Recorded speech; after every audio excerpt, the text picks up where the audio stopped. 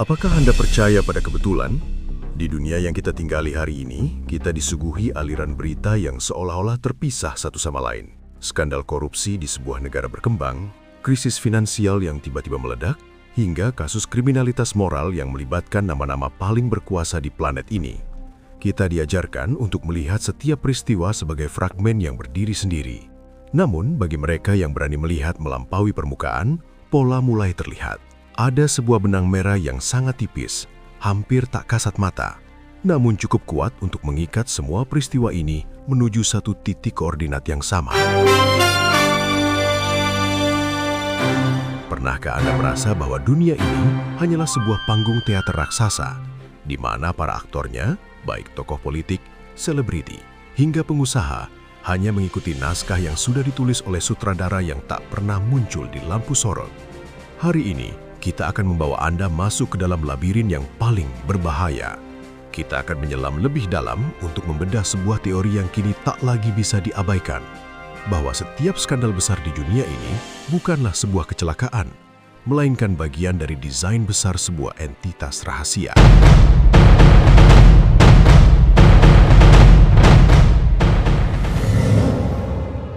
Dan pusat dari pembicaraan kita hari ini adalah sebuah kasus yang sedang mengguncang pondasi kepercayaan publik dunia, file Jeffrey Epstein.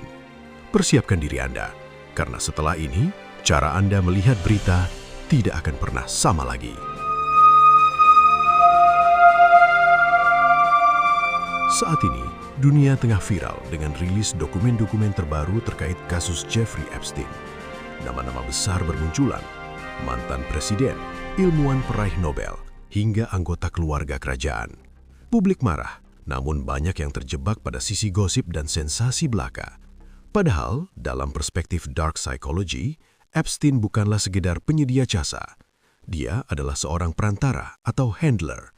Tugas utamanya bukanlah untuk memberikan kesenangan, melainkan untuk menciptakan kompromat, istilah intelijen untuk materi pemerasan. Mengapa entitas rahasia membutuhkan orang-orang hebat berada di sebuah pulau pribadi dengan aktivitas terlarang? Jawabannya sederhana, kendali melalui rasa bersalah. Ketika Anda memiliki rekaman seseorang yang sangat berkuasa melakukan sesuatu yang menjijikkan, Anda tidak lagi hanya memiliki teman, Anda memiliki seorang pelayan yang setia seumur hidup. Inilah arsitektur kontrol yang sebenarnya. Skandal Epstein adalah gerbang masuk yang memperlihatkan bagaimana entitas tunggal ini bekerja. Mereka tidak menyuap pemimpin dengan uang, karena uang bisa dicetak. Mereka menyuap dengan keamanan. Mereka memberikan tiket masuk ke dalam lingkaran hitam, dan sebagai imbalannya, para pemimpin ini harus menyerahkan kedaulatan moral mereka. Logikanya begini, jika Anda ingin mengendalikan sebuah negara tanpa harus berperang, kendalikanlah orang-orang yang membuat kebijakannya. Dan cara terbaik untuk mengendalikan manusia adalah dengan memegang rahasia yang mereka takuti jika diketahui dunia. Mari kita tarik garis lebih luas. Jika Anda perhatikan, setiap kali sebuah skandal besar meledak, perhatian publik akan dialihkan oleh skandal lain di tempat berbeda. Ini adalah teknik social hack skala global yang disebut misdirection.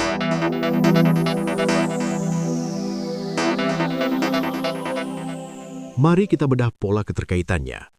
Perhatikan bagaimana dana-dana yang mengalir ke yayasan-yayasan milik Epstein memiliki koneksi dengan lembaga perbankan raksasa yang juga terlibat dalam skandal pencucian uang atau krisis subprime mortgage tahun 2008. Perhatikan bagaimana tokoh-tokoh yang sering berkunjung ke pulau tersebut adalah orang-orang yang sama yang mendorong kebijakan teknologi pengawasan massal atau surveillance atas nama keamanan global. Kaitan ini bukanlah imajinasi. Dalam dunia intelijen dan investigasi tingkat tinggi, kita mengenal istilah The Octopus, sebuah entitas yang memiliki banyak tentakel, media, keuangan, politik, dan hiburan, namun semuanya terhubung ke satu kepala yang sama. Kenapa media-media besar cenderung bungkam selama bertahun-tahun tentang apa yang terjadi di pulau tersebut, padahal rumornya sudah ada sejak dekade lalu? Karena media adalah salah satu tentakelnya. Fungsi media di sini bukan untuk menginformasikan, tetapi untuk menentukan apa yang layak Anda ketahui dan apa yang harus dianggap sebagai teori konspirasi. Dalam dark psychology, ini disebut sebagai gaslighting kolektif. Anda melihat fakta di depan mata, tetapi narasi publik membuat Anda merasa gila jika mempercayainya. Hingga akhirnya, dokumen hukum dipaksa terbuka, dan kebenaran yang selama ini Anda curigai ternyata jauh lebih gelap dari apa yang bisa Anda bayangkan.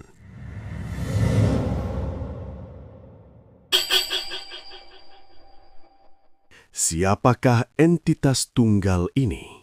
Apakah mereka sekelompok orang berjubal di ruang bawah tanah? Tidak.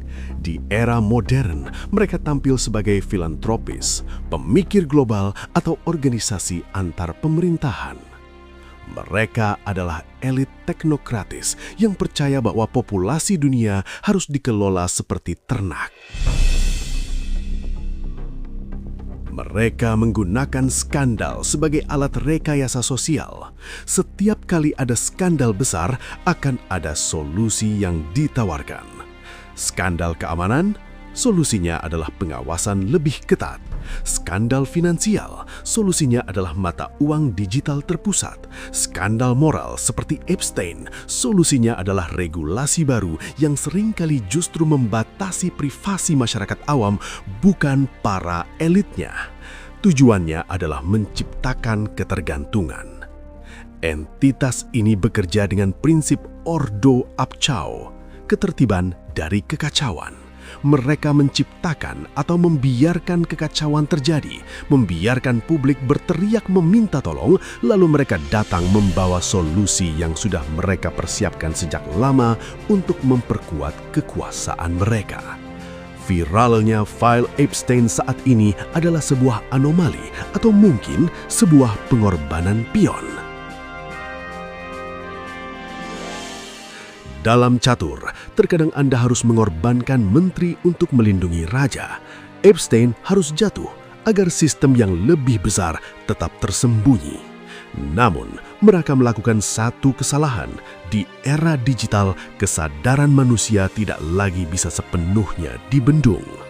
Informasi yang tersebar di portal-portal rujukan berani menunjukkan bahwa masyarakat mulai mampu menghubungkan titik-titik yang selama ini terpisah. Kita mulai menyadari bahwa musuh yang sebenarnya bukanlah politisi di layar televisi, melainkan struktur yang berada di belakang mereka. Dunia mungkin terlihat seperti labirin yang tanpa ujung, dirancang oleh entitas yang kekuasaannya melampaui imajinasi kita. Mereka memiliki uang, mereka memiliki teknologi, dan mereka memegang rahasia-rahasia paling kelam dari para pemimpin kita. Namun, ada satu hal yang tidak mereka miliki. Kedaulatan atas pikiran Anda jika Anda menolak untuk disesatkan. Tujuan utama dari video ini bukan untuk membuat Anda merasa takut atau tidak berdaya. Sebaliknya, pengetahuan ini adalah cahaya. Dengan memahami pola kontrol mereka, dengan menyadari bahwa skandal-skandal ini saling terkait, Anda tidak lagi bisa dimanipulasi oleh drama-drama permukaan. Epstein adalah pengingat bahwa kegelapan paling pekat seringkali bersembunyi di balik cahaya paling terang.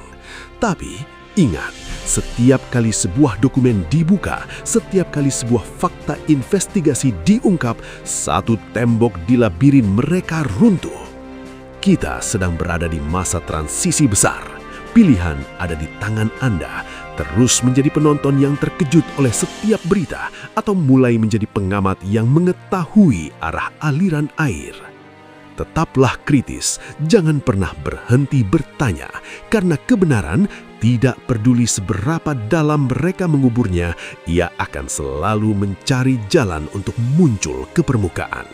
Dan kebenaran yang sesungguhnya selalu berada lebih dalam. Terima kasih telah menyelam bersama saya hari ini.